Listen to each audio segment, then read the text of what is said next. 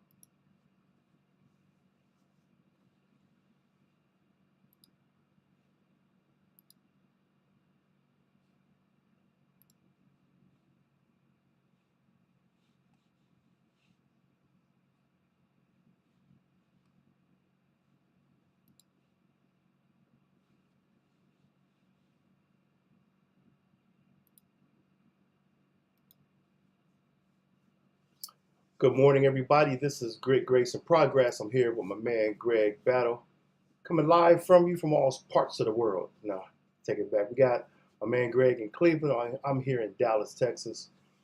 And man, it's been one of those, again, it's always a topic that brings this type of disturbing and divisive news in our country. So we had the NFL draft, and, they had Shedeur Sanders as one of the top two quarterbacks in this year's draft. And by chance, or was it by collusion? We don't know. But he dropped to the fifth round, got picked by the Cleveland Browns, who has been one of the teams that was interested in picking him from the beginning. I want to start off by saying this, that if you look at it from two perspectives, from a fan perspective, not just a Cleveland fan, but a football fan perspective, you will say, wow, how did this man drop so low? That was wrong. It was dirty. It wasn't cool. It actually cost him like $50 million being dropped that low. Then you look at it from a business perspective. From a business perspective, the Browns saved money by getting him in the fifth round. They still got a quarterback that they wanted. But the overarching question is, why did they wait to the fifth round? Was it the money, or was it the narrative that was being put out by people speaking in closed doors and leaking stuff? What's your thoughts on that, man? You know, a lot of my opinions are not widely accepted. Right. I've been a Browns fan all my life, right? I was probably one of the only elementary school kids that had season tickets in the dog pound. My dad been buying tickets since '58, so I'm wholeheartedly Browns. I was upset not by uh, the picks that they made, but the fact that they never take the best person on the board. Right. Not saying that Sanders was one of those, but I'm saying there were better picks to be made than what they made. Right. So when it comes to what's happening to Sanders, um,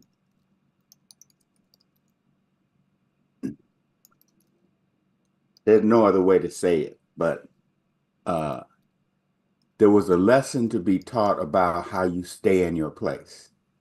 Yeah. And the message was not for Shedeur Sanders, but for his dad.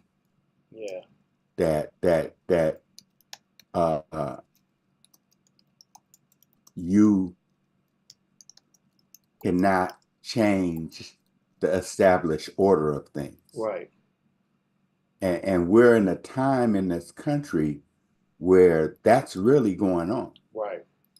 But they don't want people of color to be at the table where the decisions are being made. Right. That's what you're saying. And so uh, the threat that he made, that that that prime time made going to Jackson State shook things up. Yeah. And they were able to schmooze him away and send him to Colorado. And he does his thing there with his kids Yeah. and et cetera and so forth. So the lesson was for the Sanders family that you have a place. Mm-hmm. You need to stay in your place. You've been out of place. Right. And that's just my personal perspective Right. of how it rolled. No, it makes sense. No, I understand that. Um, it was sort of confusing, and to show that how confusing it was, just about every broadcast you watched, or at some point or another, there was every time one of the teams needed a quarterback and they skipped him, the expression was shown on their face like, "Wow, what just happened?"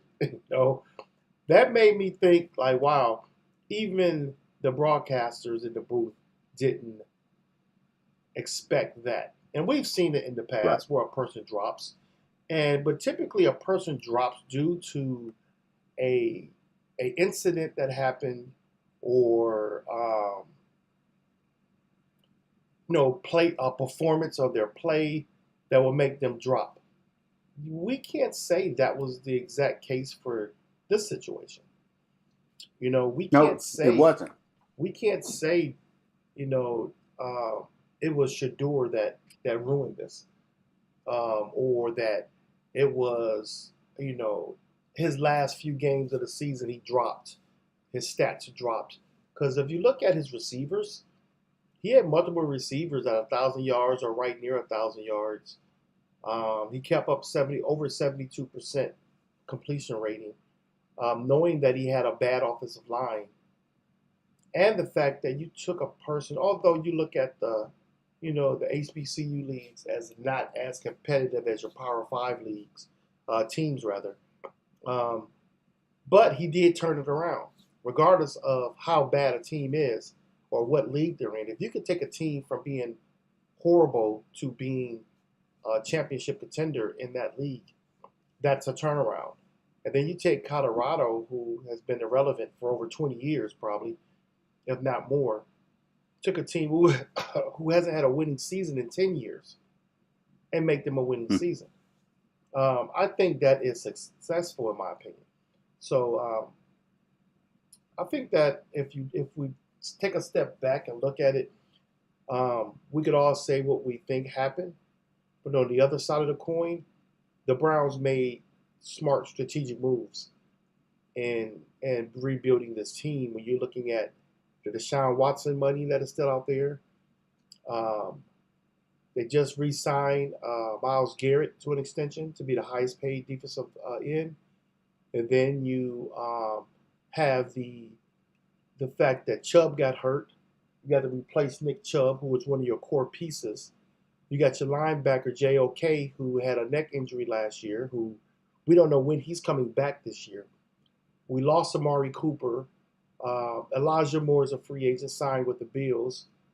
You think about all those pieces. If you are a football fan, you would say, okay, I get it.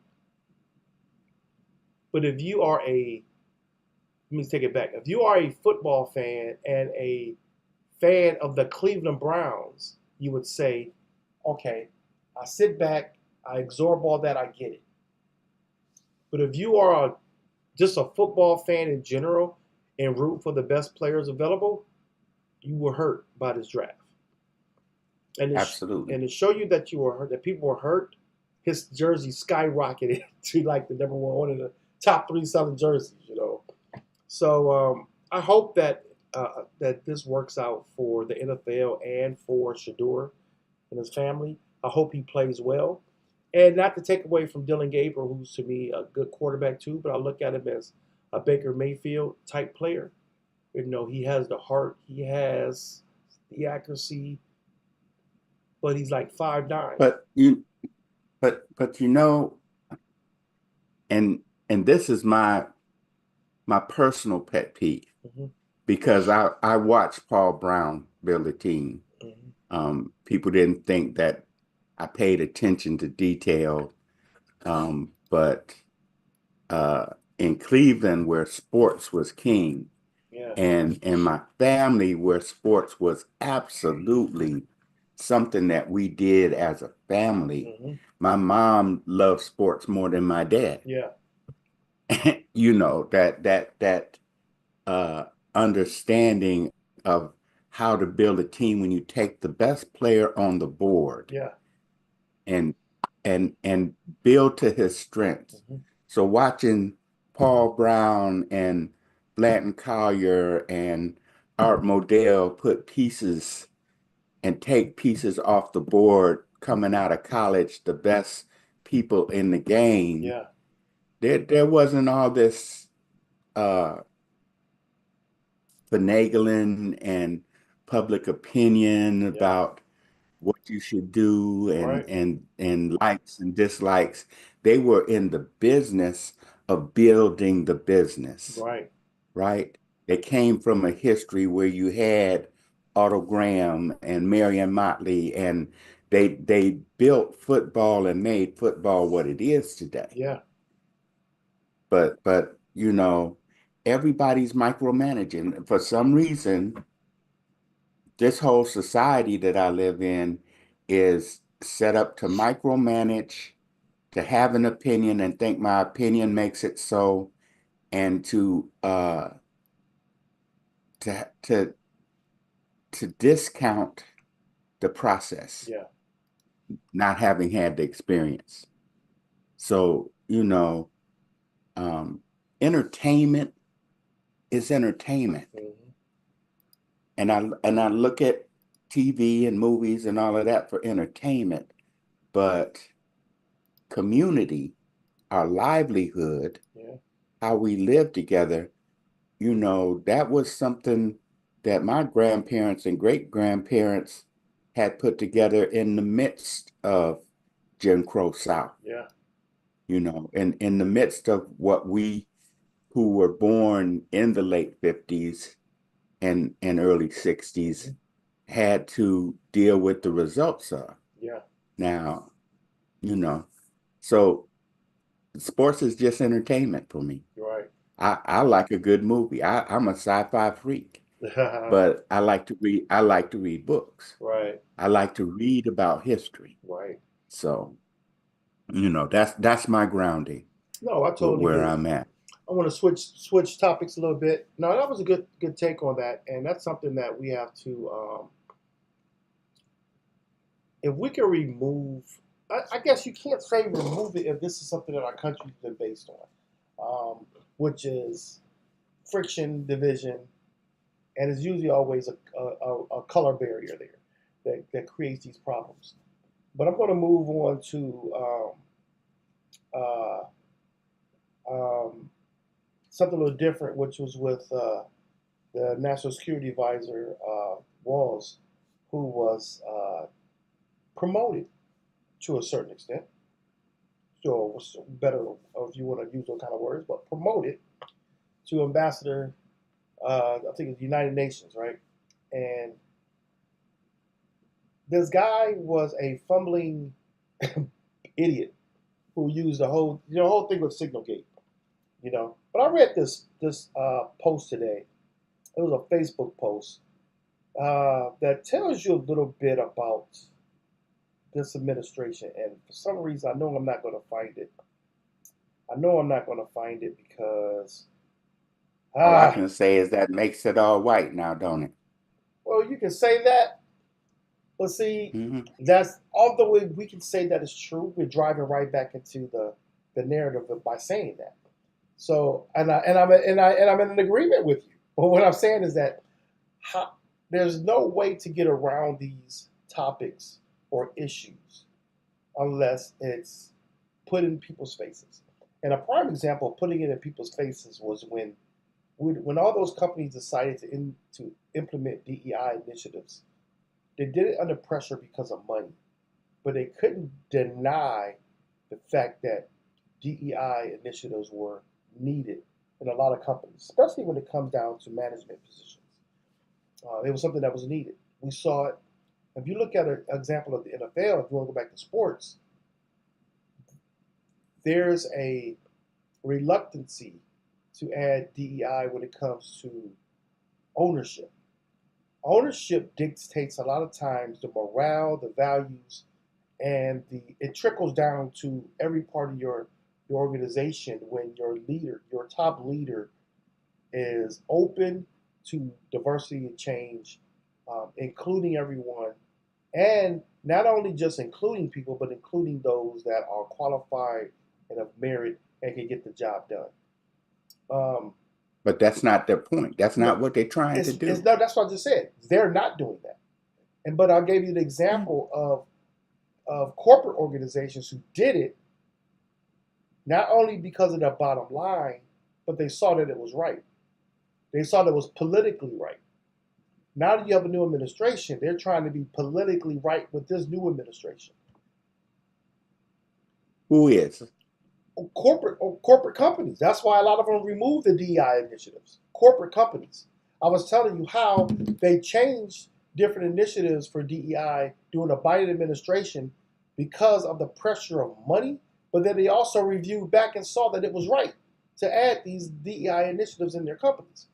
When you look at this new administration that's in now with Trump, they stepping back off of everything they thought that was right in 21, 22, 23. They're stepping back to give approval to this new administration, to Trump's administration. No, they're operating out of fear. Well, fear, They're operating out of same fear thing, cooperating with the new administration. of the public though. See, these Nah, not corporations all are public. not fearing the government, they're fearing the public because the current president has kowtowed the whole Republican Party, has gathered his own private following, cult following, and has the the thought in his mind that if you don't do what I say, I'm gonna sick these folks on you. I don't think that's the Now, case though. I but think it's I listen to how he does his interviews. yeah, I listen to what he says. Like he makes these little like I I picked you. I don't know who you are, but I picked you to do this interview. You shouldn't be asking me questions like this. right, His whole demeanor, his whole interaction, not one person that he put up to be in his cabinet right. had done the job or was qualified. So what he does as far as the show, I'm gonna fire you, that lateral move is something that they do. Because I want you to keep bringing me the money, keep bringing the money in, Right. and I still want these folks. So, nobody wants to take a hit. Nobody wants to do any pruning to help things to flourish and grow. You have to do some cutbacks, but he's living in this delusion and want people to buy into it. It's not going to happen. It's not going to happen. I So hear I don't care. when you say fear the people, I don't think they fear his supporters or the citizens as much as they fear the attacks from him from a legal standpoint. The legal standpoint mean by having Supreme Court justices on your side and having federal judges across the country on your side. These companies are more willing to lose cases. And the reason why I say that because the law firm I forgot where they're from. They just won a battle against Trump in regards to their company. Um, the same thing what happened with ABC when he sued ABC for defamation, and we know that was all of a crazy lawsuit, $5 million. That's what they feared to me more so than fearing the people. If that was the case, they would do what they want to do whenever they want. If you want to look at fearing people, I don't think the people. It's the fact that the president of the United States is taking the Justice Department and suing law firms or suing corporate companies for DEI initiatives. That's ridiculous. Do you remember the movie Smoke and Mirrors? Vaguely. You know, Smoke and Mirrors is about distorting what you see. Right. I understand that. That what you see isn't what really was going on. Right. And this whole administration is trying to make the government about smoke and mirrors because no one there is interested in taking care of the people. Agree. And they have that mindset that the money that's sitting there is supposed to be used the way I want it to be used, Right. not for why it was established. Right. So the rule of law, we are a schizophrenic nation right now. Yeah. We're a nation that has been caught up in the grips of addiction, and the biggest protector of addiction is the denial that the sick person lives in. Mm-hmm. That it ain't me, it ain't about this, but all of the evidence leads to that. Mm-hmm. So we need, I guess that's why I'm so centered on thinking things through, not with emotion, Mm-hmm. but with analysis of the facts, Right.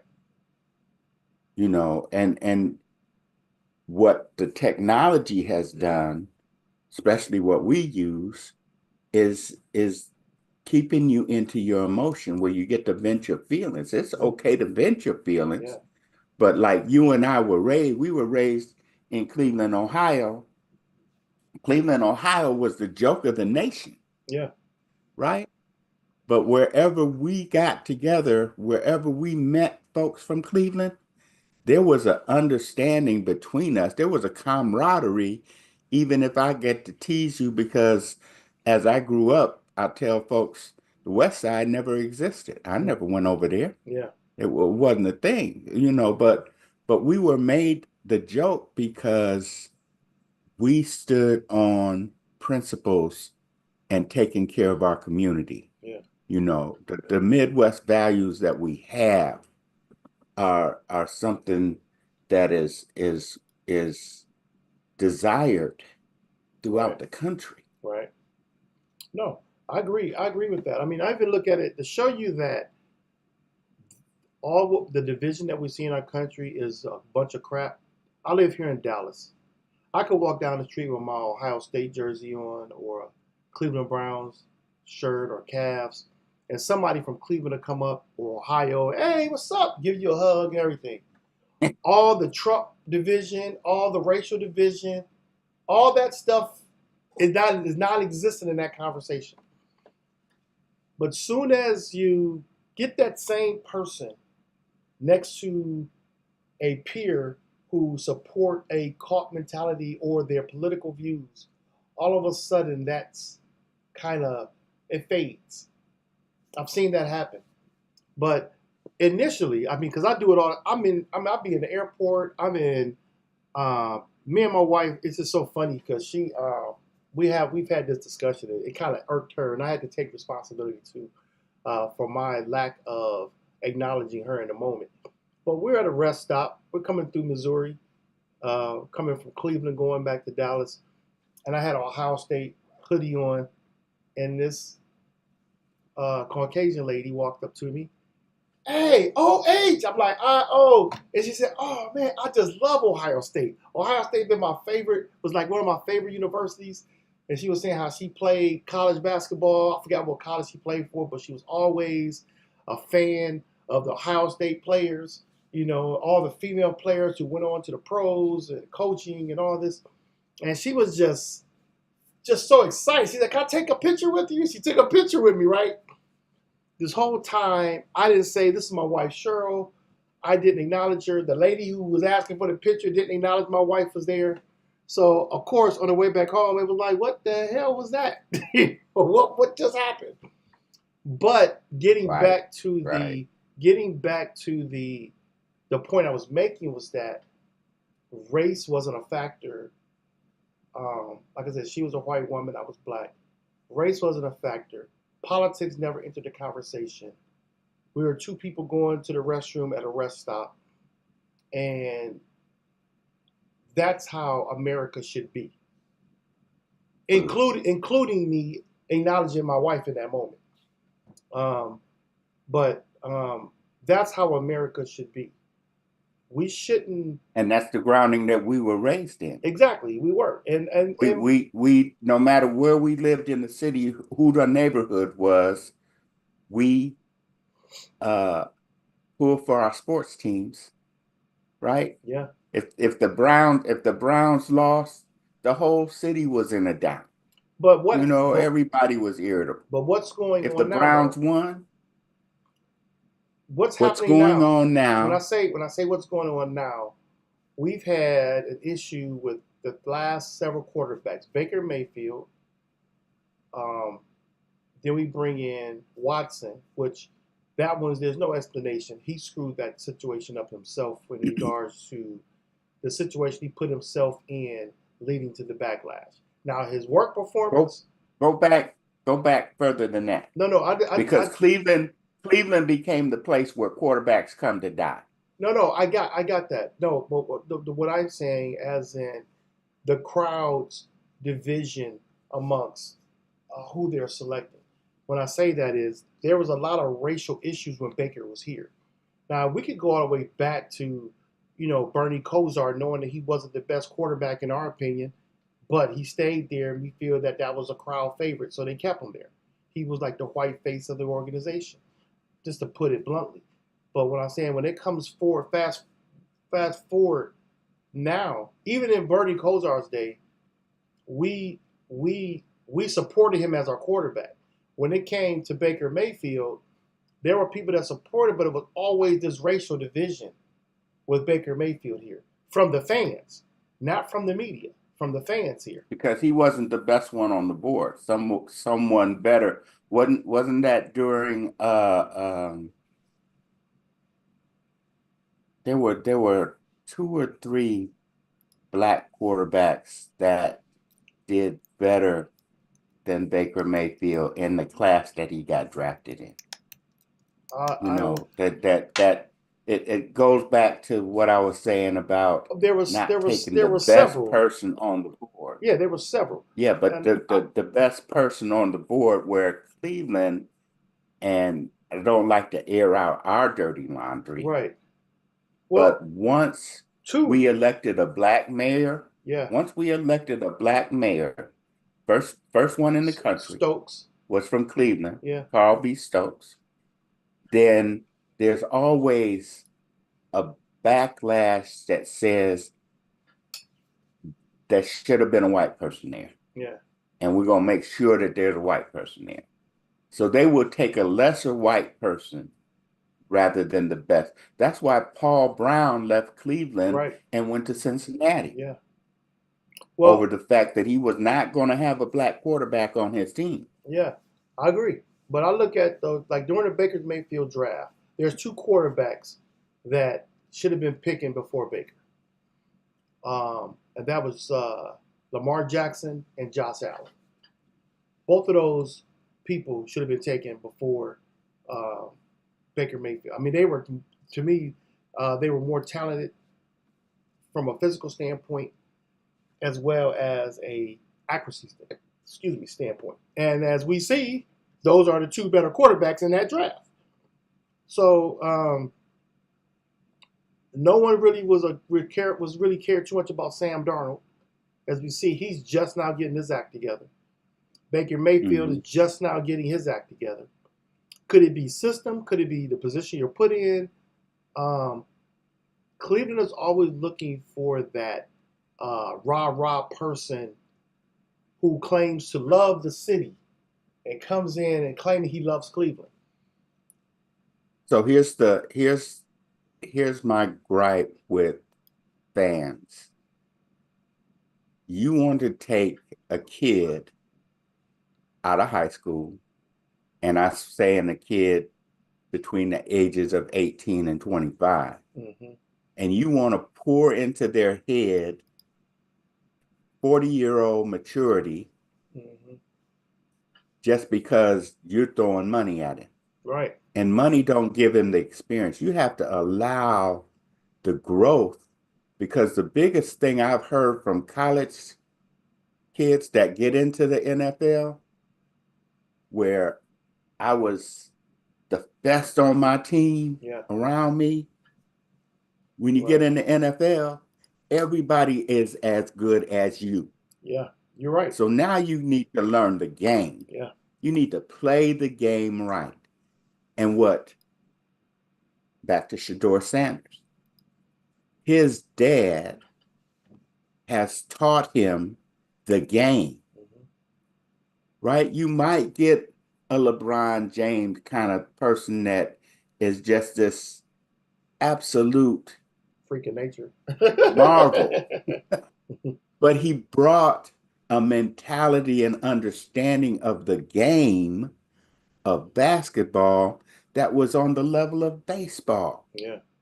In baseball, on any given play, every man on that field, all nine players, need to know what they're supposed to do, Yeah. right? LeBron James knew what everybody in every position was supposed to do. Mm-hmm. And that's how he put it together. Mm-hmm. And you know what? Maturity catches up with you, but so does age. Yeah. Yeah. And I have the knowledge, but if I try to do what I know to do, my niece will tell me, "Fool, sit down." Right. Right. Right. So if you look at all this is like circumferencing the topic of community and neighborhood. Because we talked Yeah. about Cleveland. I've talked about how when I'm on the road and traveling, how my Ohio roots still is embracing, regardless of who the other person is. They're embracing me as an Ohioan and representing Cleveland, Ohio State, the Browns, Cavs, Guardians, or whatever. Um, so when it comes down to community, um, I know that you are very involved as a community person. You are. I won't really necessarily call you an activist, but you're right there. It's so funny. I had a list of things here, and of course, my uh, computer wants. Not, I don't even blame it on the computer. I gotta blame it on me because what I turned around and somehow, some way, I got off of what I had in here, and now I want to be able to bring it back. See, can got it, found it. So like I said, we're talking about community, and so in your experiences, would you say what are some of the key factors that have led to a sense of disconnection within our communities and neighborhoods? What would you say is the some one of the key factors? Just give me two at least. The biggest factor is not knowing our neighbor. Would you say that is just in Cleveland, or would you say that is something nationally? I think that that's a national trend. Mm-hmm. If you were to talk to the elders or Yeah. remember how you grew up, especially if you're a person of color, we had to uh, take care of our families and thrive in an oppressive society. And I I was born in 55, which made the 60s my formative years, Yeah. right? That I'm paying attention to everything and I'm learning everything. And, you know, um, my parents pushed me towards education, but I got the rebel spirit, Yeah. right? I want to push the envelope. You can't prove to me. So, but my parents and grandparents, they knew people that my dad made sure he knew who lived on my left and who lived on my right, Yeah. who lived behind us, right? Yeah. We didn't have to worry about across the street because across the street was a playground where I grew up, Right. Grace Mount School, right? Yeah. And so uh, everybody comes to the playground, and all these kids, their parents knew each other, Right. and they all lived in the neighborhood. They all was in walking distance, so there was always eyes on me, and they knew who I was. Right. The difference was that it only took one real income to survive. Yeah. My dad bought his house in 1960. They still own that house. They still live in that, Yeah. right? It's out. Their rent is the property tax. Right. I didn't get that message. I'm living in an apartment. Right. But, just how we build communities, how we make our monies move. But you have to have a level of safety. You Yeah. have to have a level of protection for our children, know who belong to who, Right. teach respect and be respected. Mhm. I was raised that if you disrespected me, if you were an elder, I just wouldn't say nothing to you. Right. You'd be upset with me about he just won't speak to me. He don't say nothing to me. Right. Well, check this But out. that's how, yeah. I'm just saying, check this out. This is one of the things that we were talking about. Getting to know your neighbor. Um, so I, was doing some research on it, and that's like really an interesting and complex question to a certain extent because if you look at people move more often than they did in the past. You just said your parents stayed in that same house for generations, you know, and job changes, housing costs, lifestyle preference led to, a lot of this in specific neighborhoods. It's harder to invest in relationships when you know your neighbors might move in a few years. Then you get also the Okay. decline of long-term residents. You have the this thing now where people are more private. There's a greater emphasis on personal space and privacy now. Unannounced visits and casual chats over the fence might seem intrusive where it was okay back in the day. Because I know me, I'm that guy. I speak to both my neighbors on both sides. They come out the house, hey, how's it going? So and so, say how they doing. Also, you look at, But that go ahead. don't think that because I know you're over there that I agree with your political No, philosophies. that's not what I'm saying. I'm not saying I that at mean, all. the thing was that there was differences and things that you may not like about your neighbor, Yeah, but you took care of their home because they were looking out for your home, right. Exactly. Totally agree. right? Hmm. But this society today is uh nobody's at home raising the kids, so there's no grounding. It Hmm. takes two incomes to make it work. Those who are remember the term when we were uh, leaving junior high school, going into high school, latchkey Yeah, kids, I was a latchkey. right? That's when it came up. Yeah, You know that pe people don't understand the development of history and how we come to the city, and city life was different than country life, yeah, right? true. The life we led in Cleveland, Ohio was different than in Twinsburg, right? Right. Twinsburg was a rural community. They Hmm. had outhouses when we were growing up. There was no public plumbing. They had well water, Yeah. things like this. Um, In Cleveland, they had an infrastructure where you could have the indoor plumbing, Mm, those things that are needed for right, society. People don't think about. They take it for granted now. right. They don't realize that the organization to really uh, impact corporate America took years to do. Yes. And yeah, the black church, it was very formidable and organized in its time, but we get drunk with the wine of the world. Yeah. Throw enough money at me and I will change my allegiances. That's what they think about people now. But that's all If you over just though. make them That's all over. It's not right, just in the black that's community. That's everybody. everybody. And then if But then that affects the whole community yeah, because everybody's suffering now because of this administration. They have taken that to the next level yeah, because we can destabilize the whole country.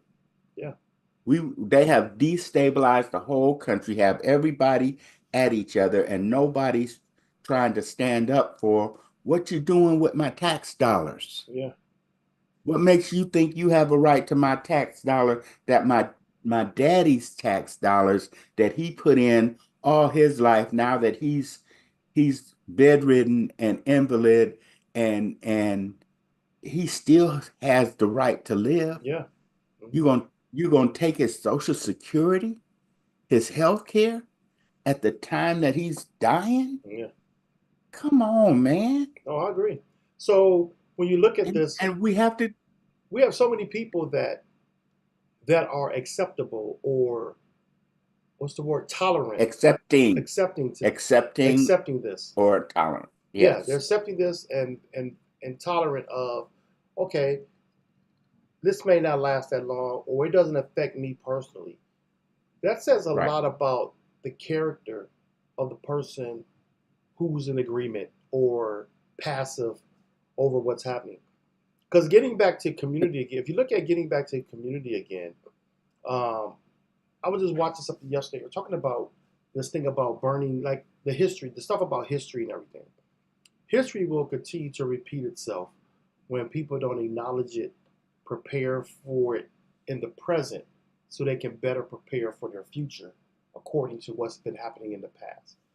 And no matter how many times you can say that or give a person an example of that who are completely uneducated in history, when I say uneducated in the sense of the things that we see happening in our country and globally has already been here before.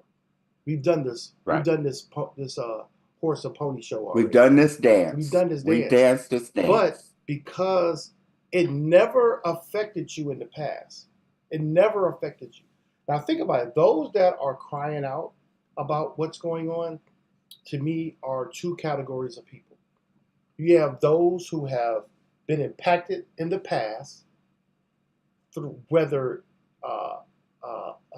what's the word I want to use, whether through their family history or them personally have been impacted, or you have those who have been what I would call a discontents of the fact that something is morally right or wrong. And that's just been how they were raised. They were raised with morals and values. So they are against that. When I see those that are accepting to this, even if they've endured some of this before, they're looking at right now, this doesn't affect me, or this may not affect me, or these over here will be affected worse than me. That makes sense. So It they does, put it in but you levels. complicate it by saying you complicate it by saying and having to live in a structure that is based around the clock, right? Mhm. I only have so much free time because I'm putting this much time into my business, my work space.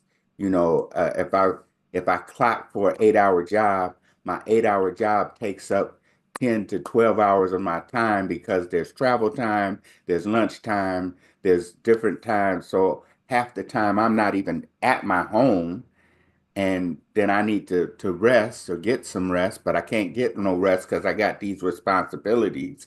I Yeah. mean, it, Well, it's it's that was it about community more so as what you were saying the about what. community helps you with that time management, Got you. right? Yeah. Because um,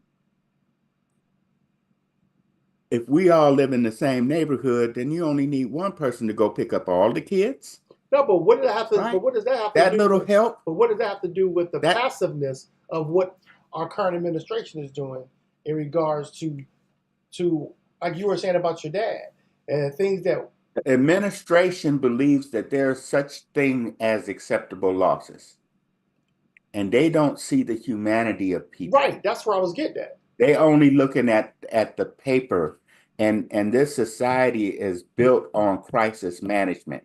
We have to wait till something goes wrong before we try to fix it. What I'm We saying. can't be proactive before it comes. We didn't want to see what Trump was going to do. We didn't take it that the first time he got into office, all the things that he tried to do, but the guardrails helped protect this country. What they've done now is taken away all the guardrails. The first thing they did was fire all the federal people But what I'm saying is, why are so many people accepting? They ex- because they were disconnected from understanding civics. True. It was taught in school to us. Well, that's what I said It before. was They have no not, it understanding of was history. not taught, it was not taught. That's not necessarily history. That's how resources and things go, Right. Right. because the oppression of society is to make you scared of the other, rather than what we learned to do in Cleveland was find common ground. As I spent the last 10 years trying to save my city one conversation at a time. Yeah. That's what's in my heart. Right. I totally agree I there. can talk with anybody in any circumstance. I've had the privilege to love on a whole neighborhood one person at a time, Right. because I worked 38 years at the post office. I Right. was in the window, Right. Right. right? That's how we met. Right. Right. And then we had other connections. Yeah. And then we realized that we were neighbors in our own right. Yeah. Right. Hmm. And we took that relationship, even though you left for your job and went to Texas, and I stayed because I had to stay close to my Yeah. family, you know, that the grounding, we need to reground each other. Yeah. We need to come back into learning the community. Do you know, I know a person has never owned a home when he comes to the neighborhood that I grew up in, Yeah. and he does not know the purpose of a backyard. Wow. Why doesn't he know that? Never had one. Because he lived in a circumstance where everything is out in the front. Yeah. And you look at all the projects and people that live in public housing and stuff, they got one door in, Yeah. one door in, one door, the same door out, Yeah. right? So everything happens out front, right? But you come into uh, an established neighborhood with homes that have backyards and front yards, where you just take care of the front. That's what it looked like. And then all the special stuff goes in the back. Yeah. And you had different character. I mean, there is history and knowledge, but we have to stop being afraid of each other. We Right. have to stop thinking that everybody has to agree with what I say. Yeah. I see from a different perspective, but everybody has to be teachable. We have to relearn how to use government, Yeah. I because agree. they never taught how to use government. Yeah. And it starts in your neighborhood. Yeah. I agree. Because when you take care of your neighborhood and you establish ordinances among ourselves, this is what's going to happen here, and you have your own people that live here do the policing, then I don't need you to come from the outside to run through and decide what should and shouldn't be done in this neighborhood. I'm gonna throw a devil's advocate at you. I'm gonna throw you a curveball. So we're talking about Okay. community. We're talking about that, like you said, relearning how to be grounded. It's very true. Um, Me myself, I'm a trusting person. I'm not stupid. I'm not naive. I'm a trusting person, but I am definitely not naive. I will. I can sense things when something ain't right, but I will meet people just casually, introduce myself. I could be anywhere, any place, anytime, and join any conversation as you said yourself. And they can get in that conversation, whether it's politics, whether it's sports, whether it's finance, whether it's whatever it is, I can jump into those conversations. Um, but we were discussing earlier about why don't we know our neighbors like we used to? And I want to throw this curveball out here because it's valid. It's very valid, but do we take that out of context? So the social norms, you mentioned about the great emphasis on personal space and privacy. But what about this one? Fear and safety concerns. In some areas, there might be increased concerns about safety, crime, leading to people to be more cautious about interacting with unfamiliar neighbors. A decline in public spaces within the neighborhood, the shift away from front porches and more community oriented design to newer developments that can limit opportunities for casual encounters. I purposely, when I bought my house, we had our house built in 2018. There were 5 floor plans that we can build on, that we can design for our house. We picked the one with the front porch because you know me, I'm a community person. I'm a person who likes to interact. So that's the reason that we got this house. There were other designs that we liked better, but that community part for me was important to be able to sit on my front porch, drink my lemonade, and say hi to neighbors as they go back and forth. And um, people know me for that. Now, the privacy, I mean, the fear part of danger, we can admit that even in the past, when we were these close neighbors, that there were dangerous households. When I say dangerous households, where people were left vulnerable to the actions of an older adult. I'm not going to go into details. We know what that's like. Um, and then you have the neighbors. And then you have people within that community who were just just very foul when it came to young kids in the neighborhood. Like we say, we were latchkey kids. How many latchkey kids were abused during this time period of that era? Now you move fast forward, we have a more protecting communities of our families, which makes it more where we do not engage with our neighbors as much because we're protecting our family, our kids, or this or that. Do you think that's even with the fact that we know that crime happens, sex trafficking, drug abuse, uh, all those things are happening continuously in our society? Would you say that not knowing your neighbors as like we used to, that these can be contributing factors to that?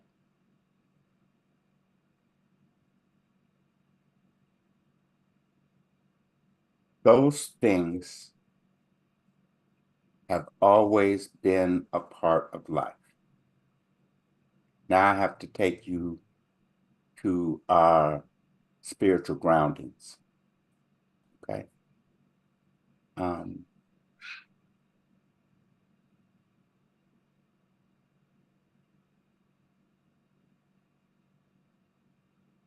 we believe we were created in God's image, Correct. right? But that's every one of us. But I lived in a society that says God was a man. but we were all created in God's image. So to me, that means God could have been a woman. God could have been anything that holds life. If people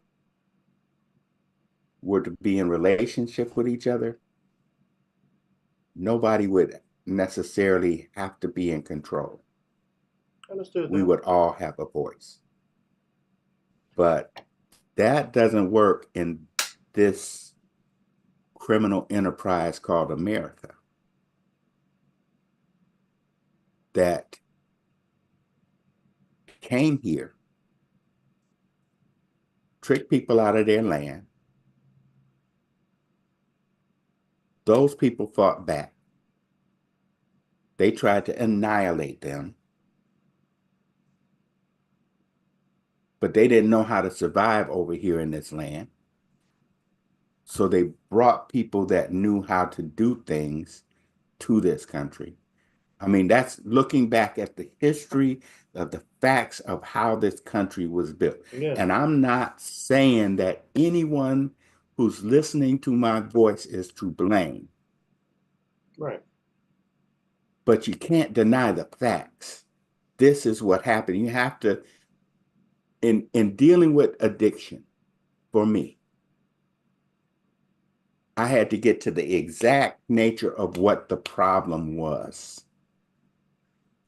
before I could recover. Mhm. And it took me some steps. I had to relearn how to learn. I had to accept that most of what I learned under the influence of something.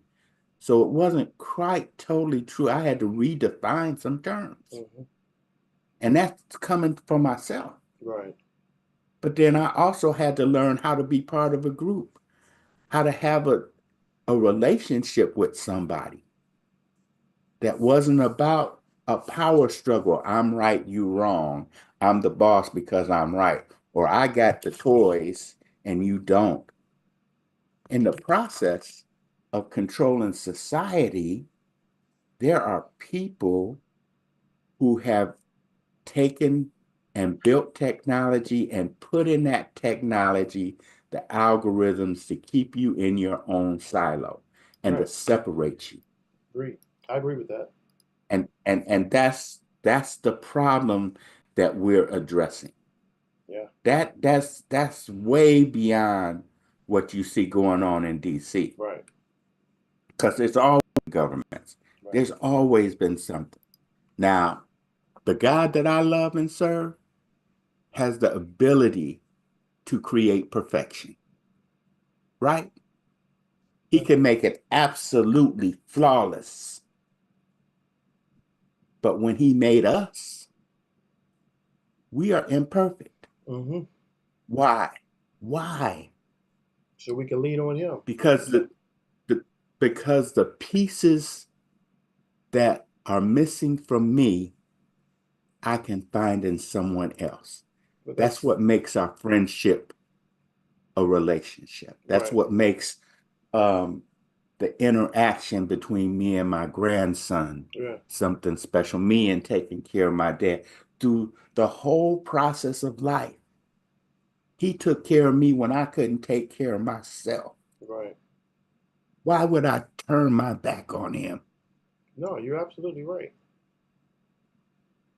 Absolutely And right. that's what we have to do for each other. Now, yeah, there's flaws and there's some hard conversations. And some of our families have to get with other people in our family and say, this got to stop. Yeah. We can break this cycle right here. But that's in your household. Right. And relationship and community is about community in my family circle and extend those circles so that they interact. I've got to meet your daughter, Yeah. right? I got to work with her a little bit. She's got a little respect for the old man, you know. Um, but I don't have to be in control and be a part of everybody's life. So what I've learned to do is take this technology and use it to build community So you're saying that, because it comes with having a conversation. so getting back to the initial question of the things that are going on in communities to why people are more private now, if they take this thing that you were saying as in first fix your own household, because whoever is creating havoc in another household started in someone's household initially. Right, So right, that definitely, that I can see that as being where we can definitely start rebuilding communities where neighbors do talk, because we're coming into the situation with a not perfect household, but an accountable household. Say it that way, an accountable right. household. Um, And accountable to the culture. to the culture, the community, And the everything. problem is for us as Black Americans, we've never been connected to our culture. We had to create our own culture. But as we learn from people in Africa, if I study their culture, I see the echoes of the culture I lived in, which means that those who came who were enslaved still held on to their culture. They Right. just had to adapt it for the situation. Yeah. And I'm a remnant of that adaptation, Yeah. We all are. but I don't right, but I don't understand my real roots. I only know what it feels like, and they want to keep us from understanding our feelings, so they keep us afraid. No, true. And that's one And thing then that our culture I have is. to talk to my ancestors without interpreters. Yeah. Right. We That's why you hear that. I'm saying, but we are the only, um, I think the only group of people in this country that, like I said, we had to create and develop our own culture here in the United States. Black culture is like one of the most embraced cultures globally. Everything we do is trendy. You know what I'm saying? Whether it's music, whether it's clothing, whether it's dance, whether it's language, whether it's the way we eat Because foods. everything is us. Yeah, Everything is us. yeah. No, I And get that. and those who fight against us don't realize how much of us they They are, are right, that exactly. they are part of Yeah, us. everything that they do. Yeah, I totally agree. And it's like, They are part of us. That's the draw, that's the attraction. But you have to understand where it comes from. You have to the difference be is, pure of spirit and pure of but the heart. thing about it is, you can embrace another culture, you can mimic another culture. Some people appropriate another culture, but they don't want to be our culture, or they don't want to be us within the culture. And so that's where the divide happens, because then, That's because you miss the important word of the spirit right, of the culture. yeah, The spirit touches the energy inside of you. And when I can recognize your spirit and I can talk to you on that feelings level where empathy is not sympathy, hmm, where the sharing of feelings, that's what binds I communities. agree. I totally agree. And that's why we have to get back to being focused on building communities. Right. Well, Now, my household is about to come alive, oh, I get and you. we've been talking for a Yeah, while. I was about to And I shut it love down. all you who are listening. No, Take the time and read a book. yeah. Talk to your ancestors because that's why they wrote the book. They wanted to speak to you from their time so that you can understand the Mm, message. totally agree. Totally agree. It's something we got to do. I can't wait to go see Sinners, Oh, man. you I haven't seen can't it? wait to Oh, go you see haven't seen it it. yet? That's pretty good. That's something that No. we got to do a show on Did you that. see the syllabus I sent you? I didn't get a chance to check all of it out. You got that? I was working during the time that you sent it, and I have not went back to it yet. I will check that out. It is hyperlinked Hmm. to the research because I know you like Oh research. yeah. So it takes you down some rabbit holes of of what the image was in that in that action, I guess, whatever was going on in the movie. Hmm. But this is where they came from because Coogler is he's a Yeah, master. he did a lot of He's research a before master that. of putting, yes. Yeah, So it's his yeah, research. he did a lot of research and Yes. had to go back to family research, family history, and everything. Man, it was, he's brilliant, man, in how he put things together. But yeah, but maybe one time when we get the whole crew who have seen it, we all come back on and have our own discussion of it. And Yeah, yeah. because That would be interesting.